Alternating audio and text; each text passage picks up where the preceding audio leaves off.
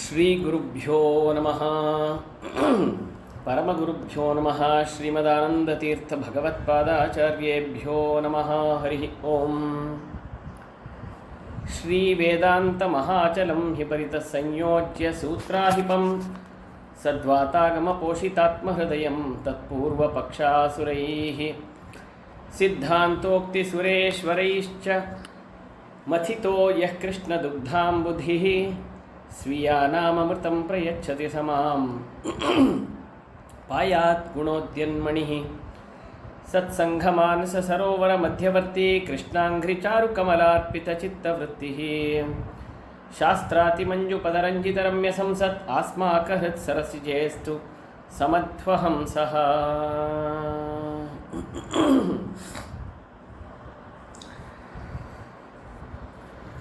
ಸತ್ಸಂಘಮಾನಸ ಸರೋವರ ಮಧ್ಯವರ್ತಿ ಕೃಷ್ಣಾಂಘ್ರಿಚಾರು ಕಮಲಾತ್ಪಿತಚಿತ್ತವೃತ್ತಿ ಶಾಸ್ತ್ರಾತಿಮಂಜುಪದರಂಜಿತರಮ್ಯ ಸಂಸತ್ ಆಸ್ಮಾಕಹೃತ್ ಸರಸಿಜೇಸ್ತು ಸಮಧ್ವಹಂಸಃ. ತಪೋ ವಿದ್ಯಾ ವಿರಕ್ತ್ಯಾದಿ ಸದ್ಗುಣೌಘಾಕರಾನಹಂ ವಾದಿರಾಜಗುರುನ್ ವಂದೇ ಹಯಗ್ರೀವ ಪದಾಶ್ರಯಾನ್.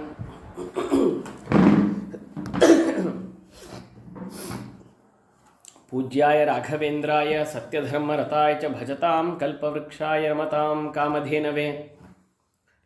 ತಪಸ್ವಾಧ್ಯಾಯ ಶುಶ್ರೂಷಾ ಕೃಷ್ಣಪೂಜಾರತಂ ಮುನಿಂ ವಿಶ್ವೇಶಮಿಷ್ಟದಂ ವಂದೇ ಪರಿವ್ರಾಟ್ ಚಕ್ರವರ್ತಿನಂ. ಶ್ರೀ ಶ್ರೀ ವಿಶ್ವೇಶತೀರ್ಥಗುರುಭ್ಯೋ ನಮಃ.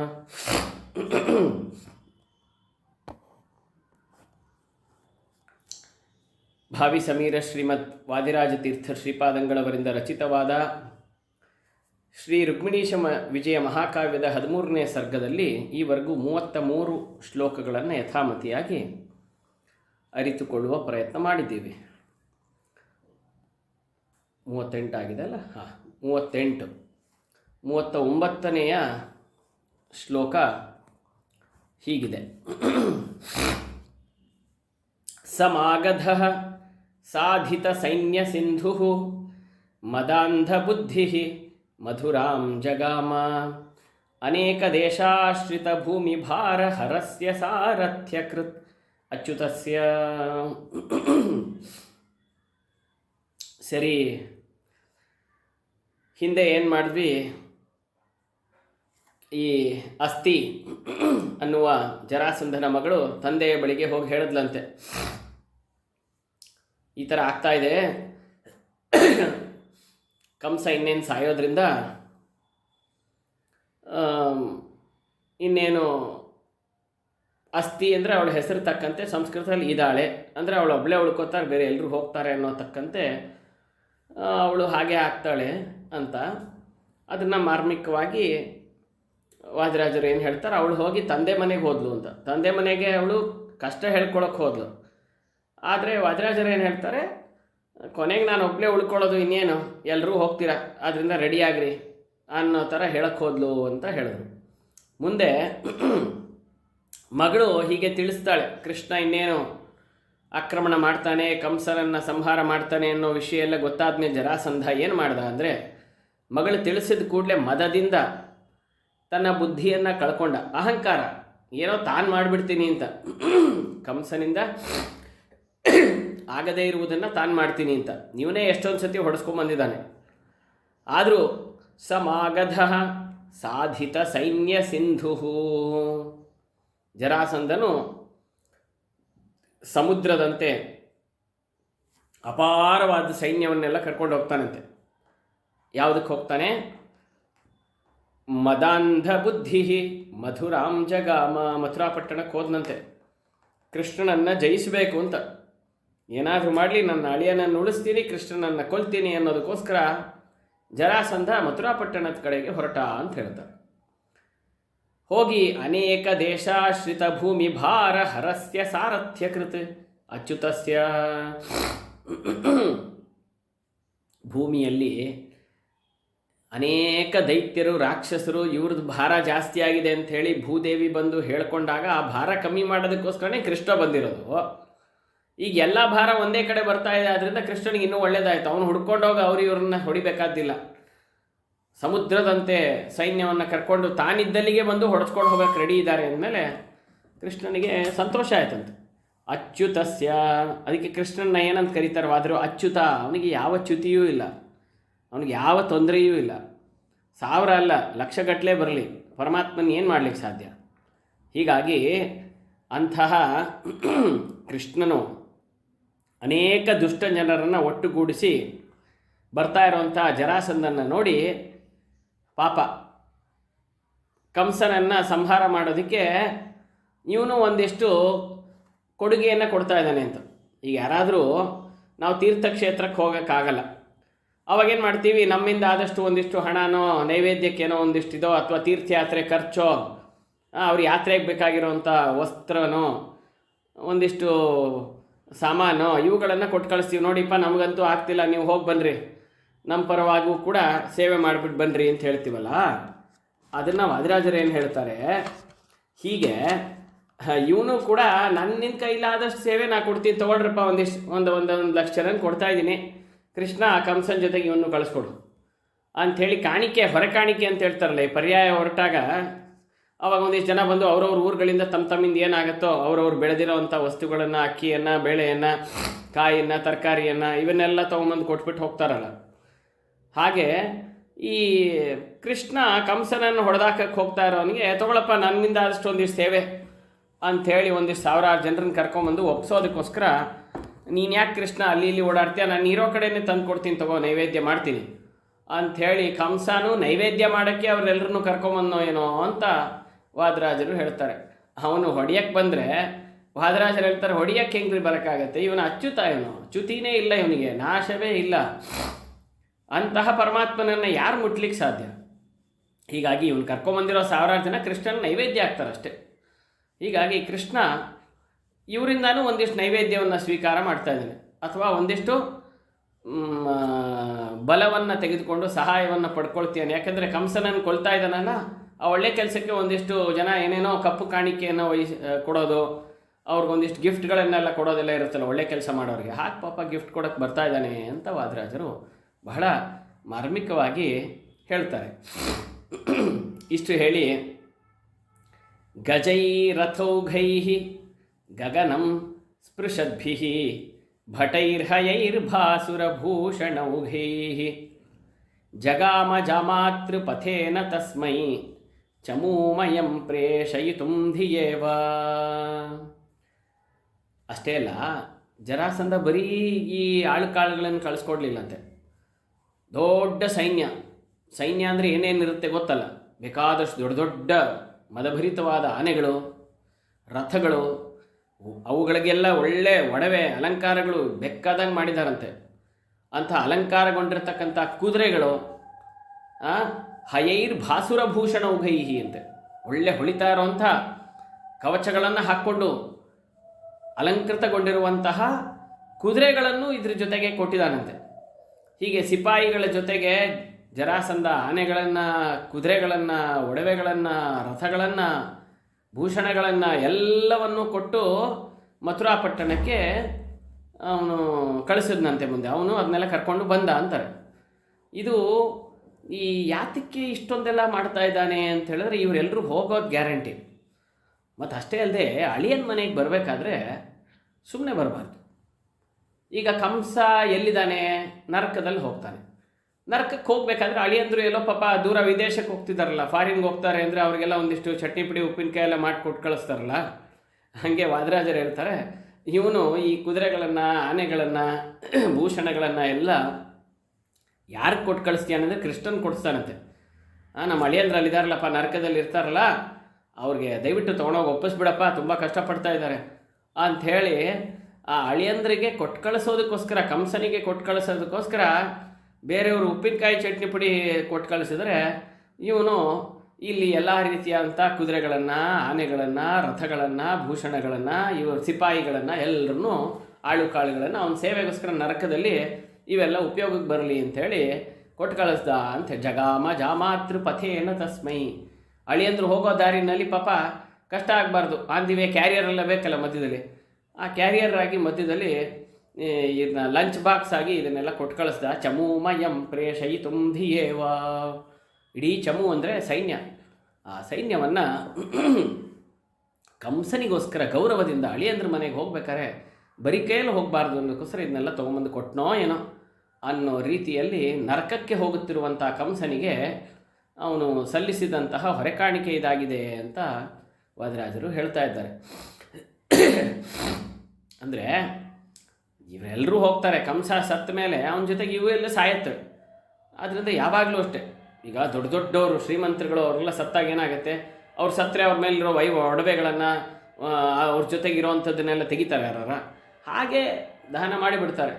ಹಾಗೆ ಕಂಸ ಹೋಗ್ತಾ ಇದ್ದಾನೆ, ಅವನ ಜೊತೆಗೆ ಇನ್ನೊಂದಿಷ್ಟು ಪಾಪ ವೈಭವದಿಂದ ಕಳಿಸ್ಕೊಡೋಣ ಅನ್ನೋದಕ್ಕೋಸ್ಕರ ಬಂದಂಗೆ ಇದೆಯಲ್ರಿ ಇವನು ಹಣೆ ಬರ ಏನಾಯಿತು ನೋಡ್ರಿ ಅಂತ ವಾದರಾಜರು ಆ ಜರಾಸಂಧನು ಮಾಡಿದಂತಹ ಕರ್ಕೊಂಬಂದಂತಹ ಸೈನ್ಯವನ್ನು ಈ ರೀತಿಯಾಗಿ ವರ್ಣಿಸ್ತಾ ಇದ್ದಾರೆ.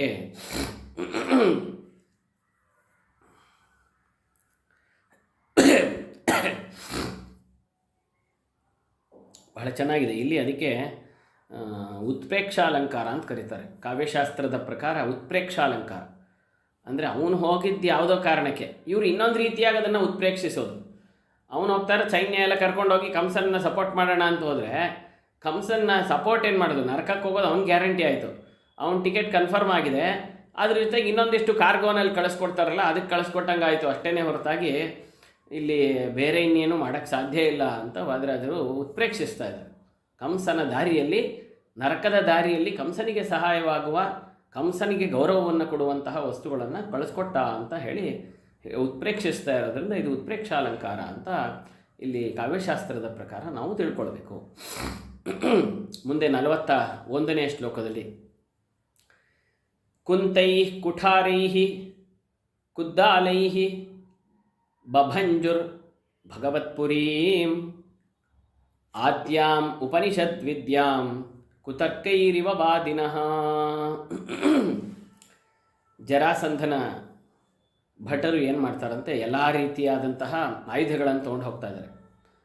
ಕುಂತ, ಕೊಡ್ಲಿ ಅಂದರೆ ಹಾರೆ, ಗುದ್ದಲಿ, ಎಲ್ಲ ಥರದ್ದೂ, ಕೊಡಲಿ, ಪಿಕಾಸಿ, ಏನೇನು ಬೇಕು, ಭೂಮಿ ಅಗಿಯೋದಿದ್ದರೆ ಅದನ್ನು ಕೈಗೆ ಸಿಕ್ಕಿದ್ದನ್ನೆಲ್ಲ ಎತ್ಕೊಂಡು ಹೋಗ್ತಾ ಇದ್ದಾರಂತೆ. ಹೀಗೆ ಆ ಕುಂತ, ಕೊಡ್ಲಿ, ಪಿಕಾಸಿ, ಹಾರೆ, ಗುದ್ಲಿ ಇವನ್ನೆಲ್ಲ ತೊಗೊಂಡು ಇವರು ಹೊರಟರು. ಎಲ್ಲಿಗೆ? ಮಥುರಾಪಟ್ಟಣದ ಕಡೆಗೆ ಹೋದ್ರಂತೆ. ಹೋದವರೇ ಮಥುರಾಪಟ್ಟಣವನ್ನು ಪುಡಿ ಮಾಡಿ ಹಾಕಿದ್ರಂತೆ. ಏನೇನು ಸಿಕ್ತೋ ಮನೆಗಳೆಲ್ಲ ಒಡೆದು ಹಾಕೋದು, ಇದು ಮಾಡೋದು ಎಲ್ಲ ಮಾಡಿದ್ರು ಅಂತ ಹೇಳ್ತಾರೆ. ಅಷ್ಟು ಕೋಪ ಬಂದಿದೆ ಅಂತ. ಹೀಗೆ ಇದು ಹೇಗಿತ್ತು ಅಂತ ಹೇಳಿದ್ರೆ,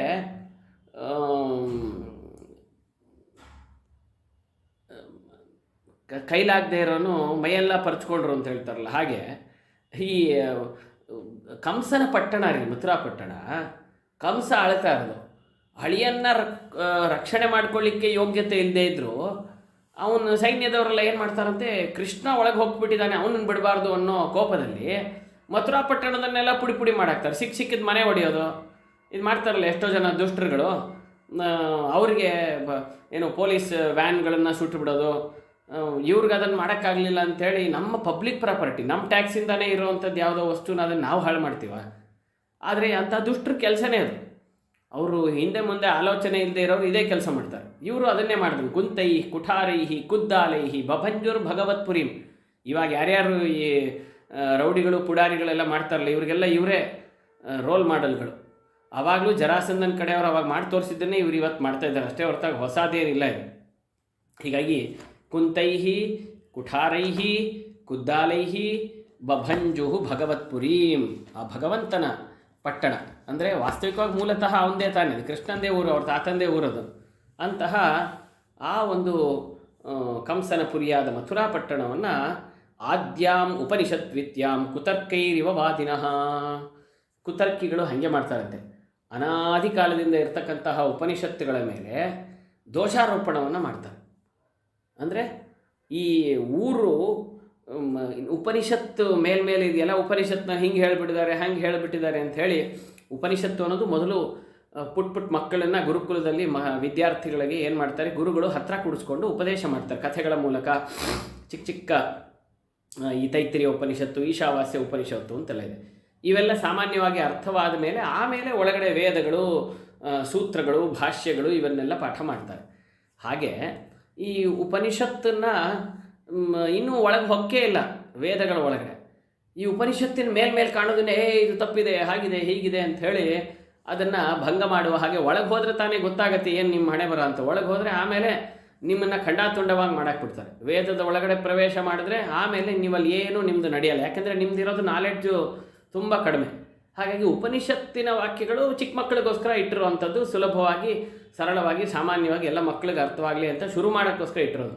ಆ ಉಪನಿಷತ್ತಿನ ಮೇಲೇ ದಾಳಿ ಮಾಡಿಬಿಟ್ಟು ಏನೋ ಇಡೀ ವೇದವನ್ನೇ ಖಂಡನೆ ಮಾಡಿದ ಹಾಗೆ ಕೆಲವರು ಕುತರ್ಕಿಗಳು ಹೇಗೆ ಮಾಡ್ತಾರೋ ಹಾಗೆ ಇವರು ಕೂಡ ಆ ಮಥುರಾ ಪಟ್ಟಣದ ಒಳಗಡೆ ಹೋಗಿ ಕೃಷ್ಣನ ಜೊತೆಗೆ ಯುದ್ಧ ಮಾಡಿ ಅವನನ್ನು ಸೋಲಿಸಿ ಅವನನ್ನು ಗೆಲ್ಲಿಕ್ಕಾಗದೇ ಇದ್ರು, ಅವನನ್ನು ಎದುರಿಸ್ಲಿಕ್ಕಾಗದೇ ಇದ್ರು, ಸಾಮಾನ್ಯ ಜನರ ಮೇಲೆ ಅಲ್ಲಿ ಇಲ್ಲಿ ಪಟ್ಟಣ ಹೊಡೆಯೋದು, ಮನೆ ಹೊಡೆದಾಕೋದು, ಕಾಂಪೌಂಡ್ ಹೊಡೆಯೋದು, ಅವರು ಹೊಲ ಗದ್ದೆ ಹಾಳು ಮಾಡೋದು, ಮರಗಳನ್ನು ಕತ್ತರಿಸೋದು, ಬಿಲ್ಡಿಂಗ್ ಹೊಡೆದಾಕೋದು, ಇಂಥ ದುಷ್ಟತನನೇ ಮಾಡಲಿಕ್ಕೆ ಶುರು ಮಾಡಿದ್ರು ಅಂತ ಹೇಳ್ತಾರೆ. ಕುತರ್ಕಿಗಳು ಹಾಗೇನೆ ಅಂತೆ. ಅವ್ರಿಗೆ ಒಳಗಡೆ ಶಾಸ್ತ್ರದ ಒಳಗಡೆ ಪ್ರವೇಶ ಮಾಡಿ ಅದರಲ್ಲಿರೋವಂಥ ವಿಚಾರಗಳ ಬಗ್ಗೆ ಚರ್ಚೆ ಮಾಡಲ್ಲ. ಫಿಸಿಕಲಿ ನಿಮ್ಮನ್ನು ಅಟ್ಯಾಕ್ ಮಾಡ್ತಾರೆ ಅಲ್ವಾ. ಮೇಲ್ಮೇಲೆ ನಿಮ್ಮ ಮೇಲೆ ಪ್ರವೇಶ ಮಾಡಲಿಕ್ಕೆ ನಿಮ್ಮ ಜೊತೆಗೆ ಯುದ್ಧ ವಾದ ಮಾಡಿ ಗೆಲ್ಲೋದಕ್ಕೆ ಸಾಧ್ಯ ಆಗದೆ ಇದ್ದಾಗ ಮಕ್ಕಳನ್ನ ಹೊಡೆಯೋದು, ಹೆಣ್ಮಕ್ಳನ್ನ ಹೊಡೆಯೋದು, ಅವ್ರಿಗೆ ಹಿಂಸೆ ಮಾಡೋದು, ಇಂಥ ಕೆಲಸನೇ ಕುತರ್ಕಿಗಳು ಮಾಡೋವಂಥದ್ದು. ಸೊ ಹಾಗೇ ಈ ಅಯೋಗ್ಯರ ಬುದ್ಧಿನೇ ಹಾಗೆ. ಅವ್ರಿಗೆ ಯಾವಾಗಲೂ ಕೂಡ ಶಾಸ್ತ್ರದಲ್ಲಿ ನಿಷ್ಠೆಯಿಂದ, ಶ್ರದ್ಧೆಯಿಂದ, ಸಾಮರ್ಥ್ಯದಿಂದ, ಬುದ್ಧಿಶಕ್ತಿಯಿಂದ, ಜಾಣ್ಮೆಯಿಂದ, ಚತುರತೆಯಿಂದ ವಾದ ಮಾಡಲಿಕ್ಕಾಗದೇ ಇದ್ದರೂ ಮೇಲ್ಮೇಲಿರುವಂಥ ವಾಕ್ಯಗಳನ್ನು ನೋಡಿಬಿಟ್ಟು ಇದು ತಪ್ಪಿದೆ, ಹಾಗಿದೆ, ಹೀಗಿದೆ ಅಂತ ಹೇಳಿ ಬಾಯಿ ಮೇಲ್ ಮಾಡಿಬಿಟ್ಟು ಅವ್ರನ್ನ ಏನೋ ಮಾಡೋ ಹಾಗೆ ಮಾಡ್ತಾರಲ್ಲ ಕುತರ್ಕಿಗಳು. ಹಾಗೇ ಇವರು ಕೂಡ ಒಳಗಡೆ ಕೃಷ್ಣನ ಜೊತೆಗೆ ಯುದ್ಧ ಮಾಡಲಿಕ್ಕಾಗಲ್ಲ. ಪಾಪ ಪಾಮರರು, ಸಜ್ಜನರು ಸಾಮಾನ್ಯವಾಗಿ ಪಾಪ ಏನೋ ಕುಟ್ಟಿದಾಗ ಮನೆ ಕಟ್ಕೊಂಡು ತಮ್ಮ ಪಾಟ್ ತಾವು ಸಾಧನೆ ಮಾಡ್ಕೊಂಡು ಸೇವೆ ಮಾಡ್ಕೊಂಡಿದ್ರೆ ಅವ್ರ ಮನೆಗಳನ್ನೆಲ್ಲ ಹೊಡೆದಾಕೋದು, ಸಿಕ್ಕಿದ್ರಲ್ಲಿ ಹಾರೆ, ಗುದ್ಲಿ, ಪಿಕಾಸಿ ಏನೇನು ಸಿಕ್ತೋ ಅದನ್ನೆಲ್ಲ ಹೊಡೆದಾಕಿ ತುಂಡು ಮಾಡಿ ಪುಡಿ ಮಾಡಿ ಅವ್ರ ಮನೆ ಹಾಳು ಮಾಡಿ ಹೋಗುವಂಥದ್ದು. ಇದು ದುಷ್ಟರ ಸ್ವಭಾವನೆ ಹೀಗೆ.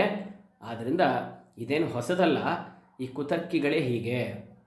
ಅಂದರೆ ಕುತರ್ಕಿಗಳು ಹೇಗೆ ಒಳಗಡೆ ಪ್ರವೇಶ ಮಾಡಿ ಶಾಸ್ತ್ರದ ಆಳದ ಪರಿಜ್ಞಾನವಿಲ್ಲದೆ ತಮ್ಮ ಮಂದಬುದ್ಧಿಯಿಂದ ತುಂಬ ಚೈಲ್ಡಿಶ್ ಆಗಿ ಬಿಹೇವ್ ಮಾಡ್ತಾರೋ ಹಾಗೆ ಈ ಜರಾಸಂಧನ ಕಡೆಯವರು ಕೂಡ ಸಾವಿರಾರು ಜನ ಇದ್ದಾರೆ. ಕೃಷ್ಣ ಒಬ್ಬನೇ ಇರೋದು. ನಿಜವಾಗ್ಲೂ ಅವ್ರ ಸಾಮರ್ಥ್ಯ ಇದ್ದರೆ ಒಳಗಡೆ ಹೋಗಿ ಅವನ ಜೊತೆಗೆ ಯುದ್ಧ ಮಾಡಿ ಗೆಲ್ಲಬೇಕು. ಆದರೆ ಭಯ, ನಾವು ಸಾವಿರಾರು ಜನ ಇದ್ದರೂ ಕೃಷ್ಣನ್ನ ಹೊಡೆಯೋಕ್ಕಾಗಲ್ಲ ಅಂತ ಗೊತ್ತು. ಆದ್ದರಿಂದ ಏನು ಮಾಡೋದು, ಪಾಮರರನ್ನು ಹೊಡೆದು ಹಾಕೋದು, ಅವ್ರ ಮನೆ ಹಾಳು ಮಾಡೋದು, ಇಂಥ ಕೆಲಸನ ಮಾಡೋಕ್ಕೆ ಶುರು ಮಾಡಿದ್ರು. ಆದ್ದರಿಂದ ಇದು ಕುತರ್ಕಿಗಳ ಸ್ವಭಾವನೆ ಇಷ್ಟು, ದುಷ್ಟರ ಸ್ವಭಾವನೆ ಇಷ್ಟು. ಅಂಥವ್ರ ಬಗ್ಗೆ ನಾವು ಭಗವಂತನ ನಿಜವಾಗಲೂ ಕೂಡ ಶಿಕ್ಷೆ ಇರೋದು ಮುಂದೆ ಇದ್ದೇ ಇದೆ ಅಂತ ಹೇಳ್ತಾರೆ. ಮುಂದೆ 42ನೇ ಶ್ಲೋಕದಲ್ಲಿ ಉಪವನಮುಪವೇದ ಪ್ರಾಯ ಮುನ್ಮೂಲಯಂತಹ ಸುಕೃತ ಸಮಮುದಾರಂ ದ್ವಾರಮಾರಾತ್ ಬಭಂಜುಃ ಪ್ರತಿಭಯವರ ಶಕ್ತ್ಯಾದ್ಯುರ್ಜಿತಾಧಾರಯುಕ್ತಾಃ ಖಲಮತಹೃತ ಚಿತ್ತಾ ದುಷ್ಯ ದುರ್ಮಂತ್ರ ದೃಪ್ತಾಃ. ಜರಾಸಂಧನ ಈ ಭಟರು, ಸೈನಿಕರು, ಸಿಪಾಯಿಗಳು ಯಾರಿದ್ರು ಅವರು ಏನು ಭಯಂಕರವಾಗಿ ಒಳ್ಳೆ ಚೆನ್ನಾಗಿ ಕಟ್ಮಸ್ತಾಗಿದ್ರಲ್ಲ ಅವರೆಲ್ಲ. 3 ಹೊತ್ತು ಚೆನ್ನಾಗಿ ಸಿಕ್ಕಿದ್ದನ್ನೆಲ್ಲ ತಿಂದು ಮೈ ಬೆಳೆಸ್ಕೊಂಡಿದ್ರು. ಆದ್ದರಿಂದ ಒಳ್ಳೆ ಕಟ್ಮಸ್ತಾಗಿ ಇದ್ದಂತಹ ಆ ಜರಾಸಂಧನ ಭಟರು ಯಾವ್ಯಾವುದೋ ಆಯುಧಗಳನ್ನೆಲ್ಲ ಹಿಡ್ಕೊಂಡು ಬಂದಿದ್ದರು. ಸಾಮಾನ್ಯ ಜನರಿಗೆ ಅದನ್ನು ನೋಡಿದ್ರೇ ಹೆದರಿಕೆ ಆಗಬೇಕು ಅಂಥ ಆಯುಧಗಳನ್ನೆಲ್ಲ ಧರಿಸಿಕೊಂಡು ಬಂದಿದ್ದರು. ಉಪವೇದ ಪ್ರಾಯ ಉನ್ಮೂಲಯಂತಹ ಅವರು ದುಷ್ಟ ಜರಾಸಂಧನ ಆದೇಶದಂತೆ ಏನು ಮಾಡ್ತಾಯಿದ್ರು, ದುಷ್ಟ ಮಂತ್ರಾಲೋಚನೆ ಮಾಡೋಕ್ಕೆ ಶುರು ಮಾಡೋದ್ರಂತ. ಅಲ್ಲಲ್ಲಿ ಮಧ್ಯ ಸೇರೋದು, ಏನು ಮಾಡೋಣ, ಇವ್ರ ಮನೆ ಹೊಡೆದಾಕಣವಾ, ಇವ್ರನ್ನ ಹೊಡೆದ್ರೆ ಕೃಷ್ಣನಿಗೆ ಹರ್ಟ್ ಆಗುತ್ತೆ, ಇಂಥ ಸಾಮಾನ್ಯ ಸಜ್ಜನರಿಗೆ ಕಿರುಕ ಕೊಟ್ಟರೆ ಅವ್ರಿಗೆ ಚುಚ್ಚಿದ್ರೆ ಕೃಷ್ಣನಿಗೆ ನೋವಾಗತ್ತೆ, ಅಂಥ ಕೆಲಸ ಮಾಡೋಣ ಅಂಥೇಳಿ ಮಧ್ಯದಲ್ಲಿ ಅಲ್ಲಲ್ಲಿ ಸೇರಿ ಗುಂಪು ಗೂಡಿ ಮಂತ್ರಾಲೋಚನೆಗಳನ್ನು ಮಾಡ್ತಾ ಮುಂದೆ ಹೋಗ್ತಾ ಇದ್ದಾರಂತೆ. ಇದೆಲ್ಲ ಜರಾಸಂಧಂದೇ ಆದೇಶ.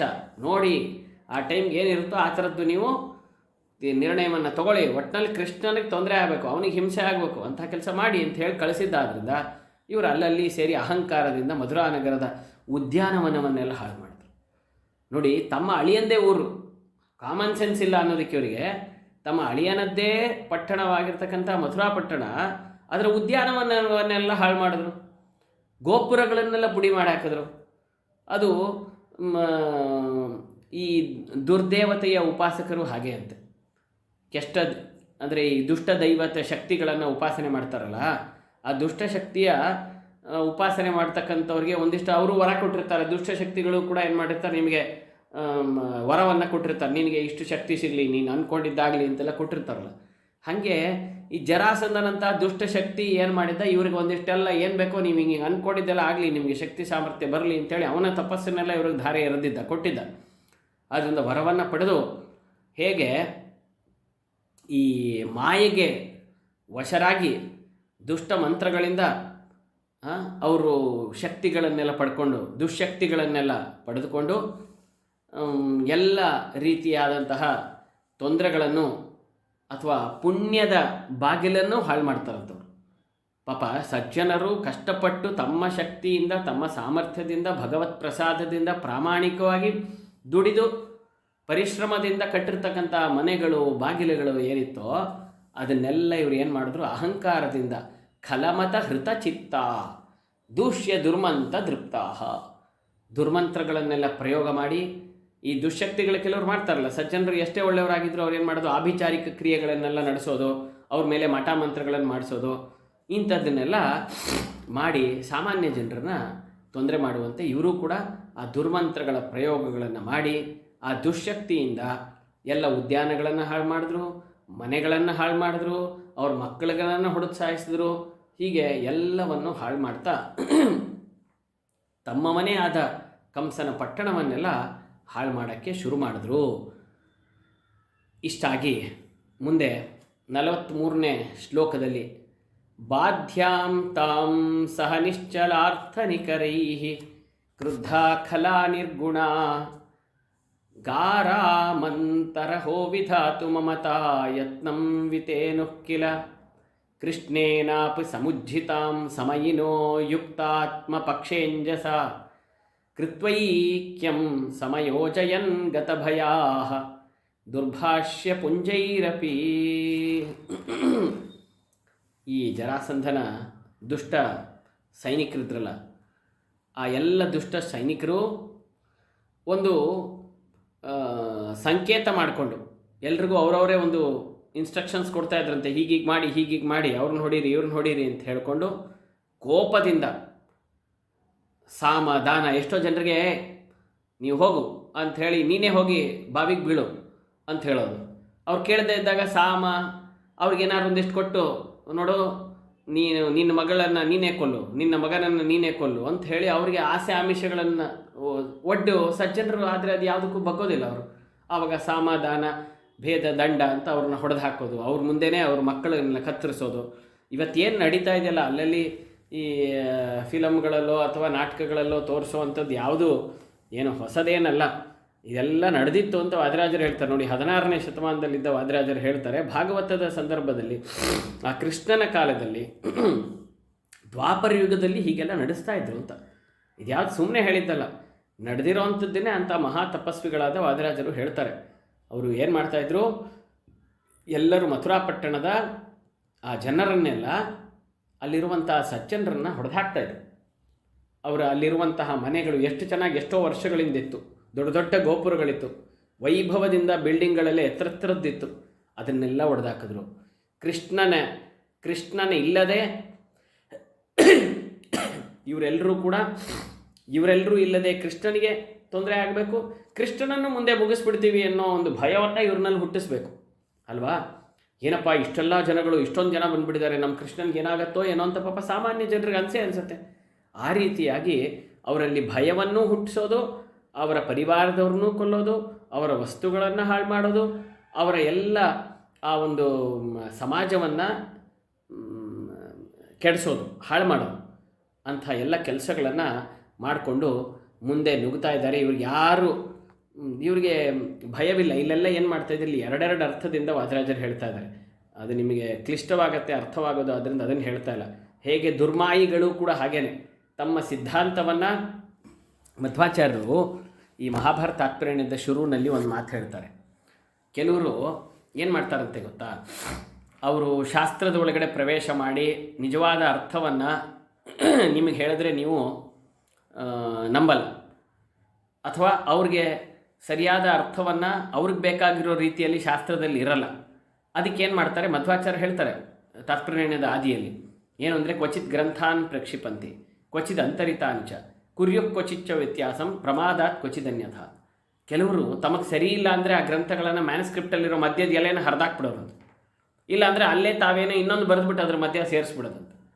ಇಲ್ಲಾಂದರೆ ಪೂರ್ತಿ ಗ್ರಂಥನೇ ಏನಪ್ಪ ಇದು ವಿಷ್ಣು ಸರ್ವೋತ್ತಮತ್ವ ಪರವಾಗಿದೆ, ವಾಯು ಜೀವೋತ್ತಮತ್ವದ ಪರವಾಗಿದೆ, ಭಗವಂತನ ಸರ್ವೋತ್ತಮತ್ವ ಇದರಲ್ಲಿದೆ, ಈ ಗ್ರಂಥನ ಹರಿದಾಕ್ಬಿಡೋಣ, ಸುಟ್ಟು ಹಾಕ್ಬಿಡೋಣ ಅಂಥೇಳಿ ಇದನ್ನು ತೆಗೆದುಬಿಟ್ಟು ಬಿಸಾಕ್ಬಿಡೋದು, ಸುಟ್ಟು ಹಾಕ್ಬಿಡೋದು, ಹರಿದಾಕ್ಬಿಡೋದು, ಅಥವಾ ಪೇಜನ್ನು ಹಾರಿಸ್ಬಿಡೋದು, ಮಧ್ಯದಲ್ಲಿ ಇನ್ಯಾವುದೋ ಬರೆದುಬಿಟ್ಟು ಸೇರಿಸ್ಬಿಡೋದು, ಇಂಥದ್ದನ್ನೆಲ್ಲ ಮಾಡ್ತಾರೆ.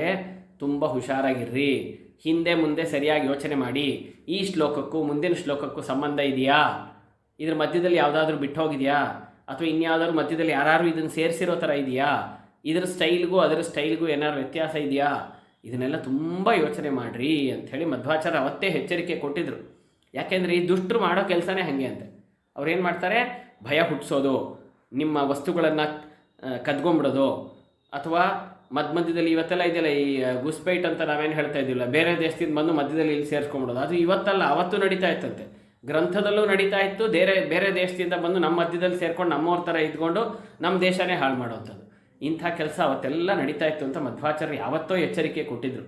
ಆದ್ದರಿಂದ ಅದನ್ನೇ ವಾದರಾಜರು ಇಲ್ಲಿ ಎರಡೆರಡು ಅರ್ಥದಿಂದ, ಹೇಗೆ ಶಾಸ್ತ್ರವನ್ನು ಹಾಳು ಮಾಡಲಿಕ್ಕೆ ದುರ್ಮಾಯಿಗಳು ನಿಮ್ಮಲ್ಲಿ ಮಾಯಾ ಮೋಹವನ್ನು ಮಾಡಿ ನೋಡ್ತಾರೆ, ಅದು ನಡೀದೇ ಇದ್ದಾಗ ಅವ್ರೇನು ಮಾಡ್ತಾರೆ, ನಿಮಗೆ ಆಮಿಷಗಳನ್ನು ಹೊಡ್ತಾರೆ, ಇದು ತೊಗೊಳ್ಳಿ, ನಿಮ್ಗೆ ಅದು ಕೊಡಿ, ಇದು ಕೊಡ್ತೀವಿ ಅಂತ ಹೇಳ್ತಾರೆ. ನೀವು ಅದಕ್ಕೂ ಬಗ್ಗದೇ ಇದ್ದಾಗ ಕೊನೆಗೆ ಏನು ಮಾಡ್ತಾರೆ, ನಿಮ್ಮಲ್ಲಿರೋರನ್ನ ಒಬ್ಬರನ್ನ ಹೊಡೆದಾಕೋದು ಮಾಡೋದು, ಅದ್ರ ಮೂಲಕ ಹೆದರಿಕೆ ಮಾಡಿಸೋದು, ನಿಮಗೆ ಇಂಥದ್ದನ್ನೆಲ್ಲ ಕೆಲಸ ಮಾಡ್ತಾರೆ. ಇದು ಶಾಸ್ತ್ರದ ಮೇಲೂ ಮಾಡುವಂಥ ಪ್ರಹಾರ ಹೇಗೋ ಹಾಗೆ ಈ ಜರಾಸಂಧನ ಕಡೆ ಸೈನಿಕರು ಕೂಡ ಆ ಮಥುರಾ ಪಟ್ಟಣದ ಮೇಲೂ ಹಾಗೆ ಮಾಡಿದ್ರು. ಅಂದರೆ ಇವರು ಶಾಸ್ತ್ರದ ಮೇಲೂ ಆಕ್ರಮಣ ಹಿಂಗೆ ಮಾಡ್ತಾರೆ, ರಾಜ್ಯದ ಮೇಲೂ ಆಕ್ರಮಣ ಹಿಂಗೆ ಮಾಡ್ತಾರೆ. ದುಷ್ಟಚಂದ್ರ ಸ್ವಭಾವನೇ ಹಾಗೆ. ಇವರಿಬ್ಬರಿಗೂ ಏನೂ ವ್ಯತ್ಯಾಸ ಇಲ್ಲ.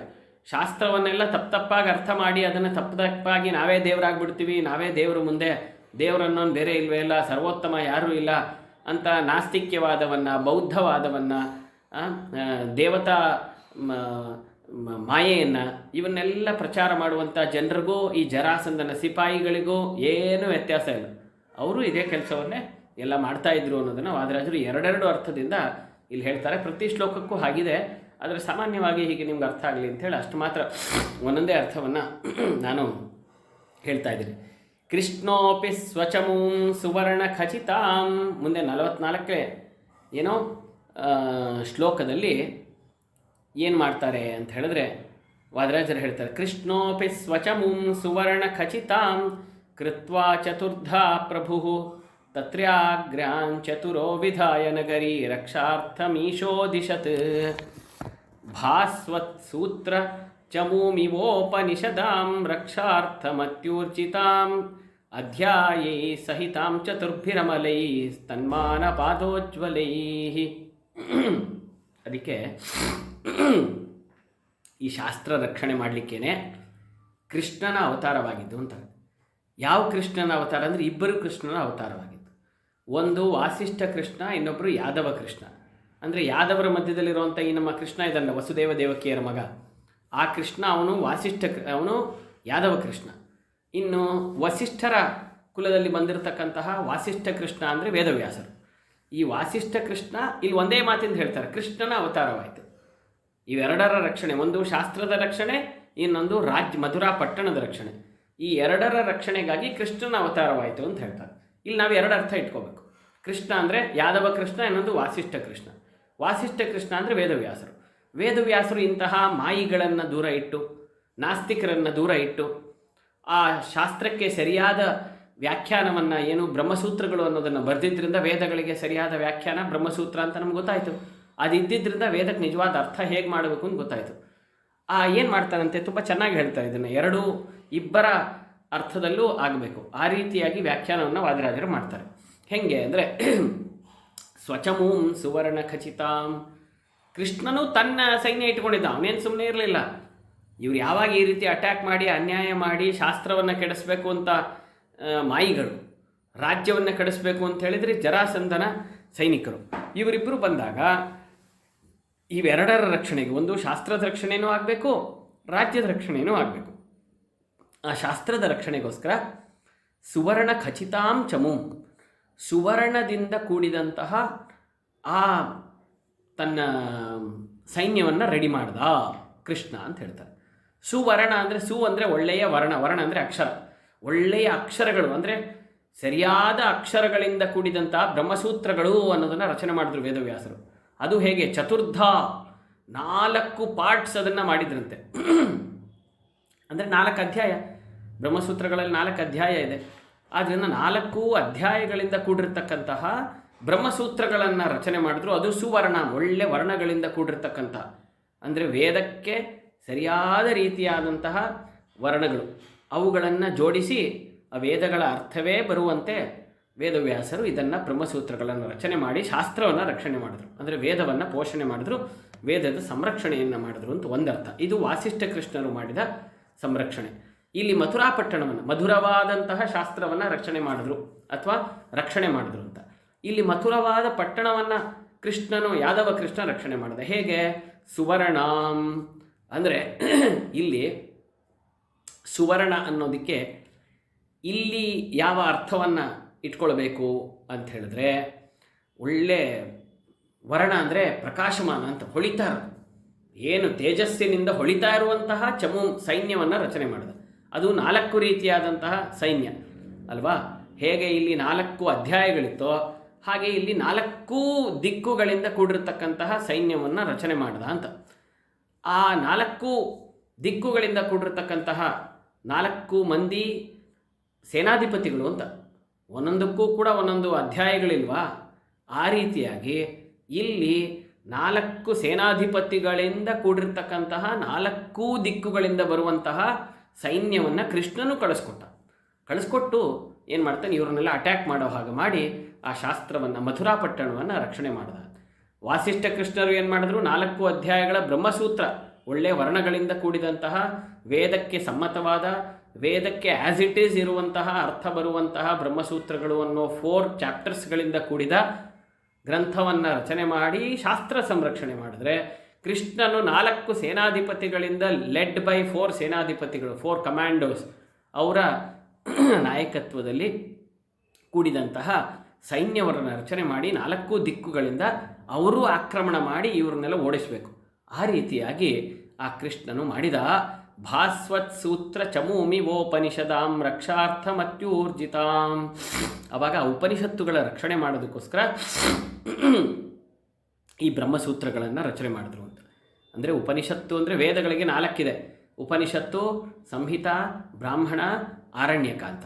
ಆ 4ನ್ನು ರಕ್ಷಣೆ ಮಾಡಲಿಕ್ಕೆ ಈ 4ನ್ನು ರಚನೆ ಮಾಡಿದ್ರು, 4 ಅಧ್ಯಾಯಗಳಿರುವಂಥ ಬ್ರಹ್ಮಸೂತ್ರವನ್ನು.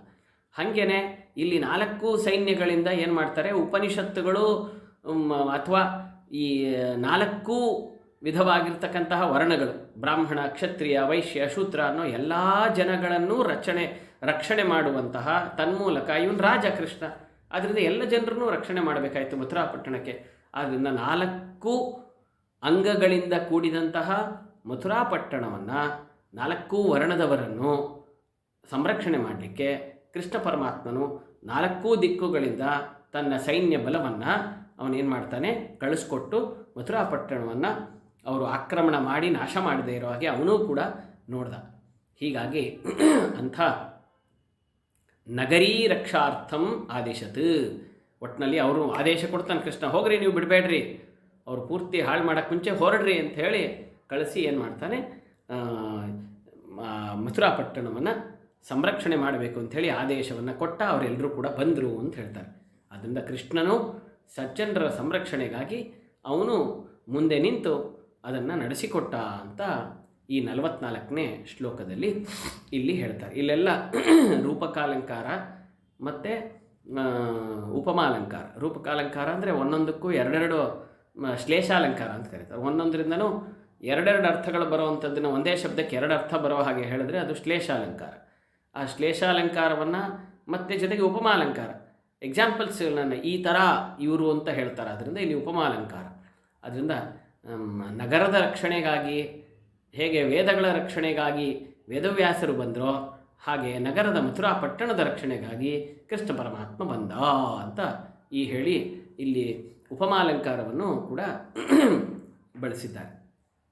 ಹೀಗೆ ಅಂಥ 44 ಶ್ಲೋಕಗಳವರೆಗೆ ಪರಮಾತ್ಮನ ವೈಶಿಷ್ಟ್ಯ, ಮಥುರಾಪಟ್ಟಣವನ್ನು ಸಂರಕ್ಷಣೆ ಮಾಡಲಿಕ್ಕೆ ಕೃಷ್ಣನು ಪಣತೊಟ್ಟು ಹೇಗೆ ಬಂದ ಅನ್ನುವ ವಿಚಾರ ಅಲ್ಲಿಗೆ ಮುಕ್ತಾಯವಾಗುತ್ತೆ. ಮುಂದೆ 45ನೇ ಶ್ಲೋಕದಿಂದ ಮುಂದಿನ ತರಗತಿಯಲ್ಲಿ ಮಿಕ್ಕ ವಿಚಾರಗಳನ್ನು ತಿಳಿಯುವ ಪ್ರಯತ್ನವನ್ನು ಮಾಡೋಣ. ಸರ್ವಂ ಶ್ರೀಕೃಷ್ಣಾರ್ಪಣಮಸ್ತು. ಕಾಯೇನ ವಾಚಾ ಮನಸೇಂದ್ರಿಯೈರ್ವಾ ಬುದ್ಧ್ಯಾತ್ಮನಾ ವಾ ಪ್ರಕೃತೆ ಸ್ವಭಾವಾತ್ ಕರೋಮಿ ಯದ್ಯತ್ ಸಕಲಂ ಪರಸ್ಮೈ ನಾರಾಯಣಾಯೇತಿ ಸಮರ್ಪಯಾಮಿ.